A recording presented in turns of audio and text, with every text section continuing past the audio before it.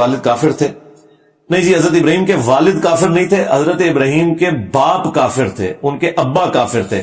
اور ابا اور باپ، ابی کا لفظ عربی میں آتا ہے، یہ چچا کے لیے بھی بولا جاتا ہے. حضرت اسماعیل علیہ السلام کو بھی باپ میں شمار کیا ہے بنو اسرائیل نے، قرآن میں رپورٹ ہوا. نبی علیہ السلام کی حدیث ہے مسلم میں کہ چچا باپ کی مثل ہے. حضرت عباس کو حضور نے کہا یہ میرا باپ ہے. تو یہ انٹرچینجبل الفاظ ہیں. چونکہ قرآن میں سورہ توبہ میں واضح آ گیا کہ کسی نبی اور مومن کے لیے شایع نہیں ہے کہ وہ اپنے کافر رشتہ داروں کے لیے دعائے مغفرت کرے جبکہ اسے پتہ چل جائے کہ وہ کفر کی حالت میں مرے ہیں. اور ساتھ ہی اللہ نے کہا کہ ابراہیم نے جو دعا کی تھی نا اپنے باپ کے حق میں، تو وہ اس وجہ سے تھی کہ ابراہیم کو پتہ نہیں تھا. جب انہیں پتہ، ظاہر اس زمانے علم غیب نہیں سی نہ ہوتا، سمجھا کرو نا، بابے ہوندے نے نا، وہ بابے نہ بھی میں ختم کرتا ہے. ہوں تو ایسی میرے دماغ گل آئی ہے، جڑے اس دور دے بابے نے اینک تو بغیر، اس دن میں باپا جانی کو دیکھ رہا تھا، وہ ٹیب پہ اینک لگا کے پڑھ دے، لاؤ اینک ہی نہ دی، یہ تو دلوں دے حال جانتے ہیں. وہ اینک تو بغیر پرچی نہ تسی پڑھ سکو تو دلوں دے حال جان دیو. کڈ لو اپنے مرے ہوئے زندہ، اور مجھے کوئی میکینیکل انجینئرنگ کا فارمولا دیکھ کے پڑھ کے بتا دے، میں لکھ کے دیتا ہوں. سمجھانا تو چھڑ دو، صرف دس دے کے لکھیا گیا ہے، سمجھانا تو میں کہہ نہیں.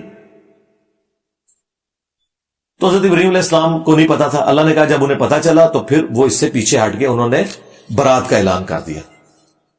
اب قرآن میں واضح ہے کہ انہوں نے برات کا اعلان کیا ہے، لیکن سورہ ابراہیم میں آتا ہے کہ حضرت ابراہیم علیہ السلام نے کیا دعا کی تھی کہ اے اللہ تمام تعریفیں تیرے لیے ہیں جس نے مجھے بڑھاپے میں اولاد دی، اسماعیل اور اسحاق.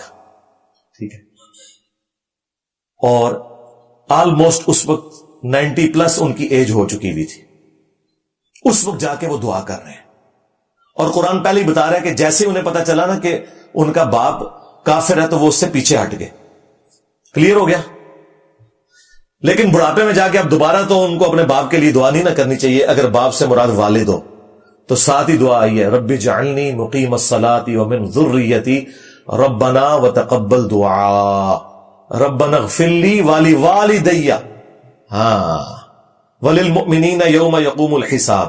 یہ کیسے ہو سکتا ہے کہ ابراہیم ایک کام سے توبہ کر چکے ہیں اور پھر وہ بڑھاپے میں اپنے والد کے لیے دعائیں مغفرت کر رہے ہو؟ تو اس کا مطلب ہے کہ وہ جو باپ تھا نا آزر، وہ چچا تھا، ورنہ بڑھاپے میں انہوں نے والدیہ کہا ہے.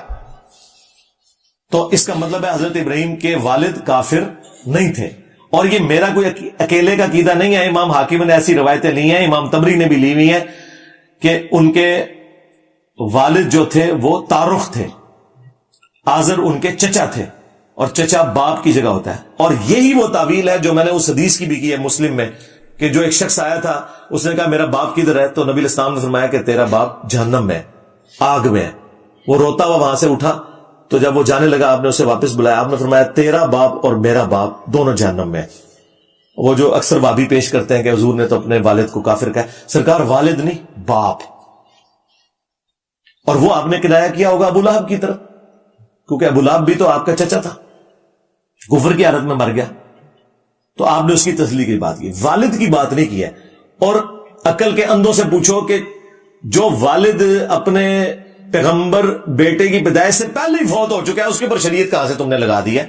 جبکہ قرآن میں آیا کہ وما كنا معذبین حتی نبعث رسولا، ہم کسی کو عذاب نہیں دیتے جب تک کہ رسول مبعوث نہ ہو جائے.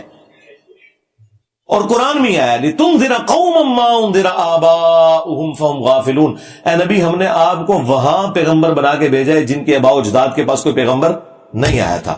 تو بالکل کلیئر ہے، حضور کے والدین اہل فطرت میں سے، لہذا ان کے بارے میں بکواس کرتے ہوئے اپنی زبان کو لگام دیں.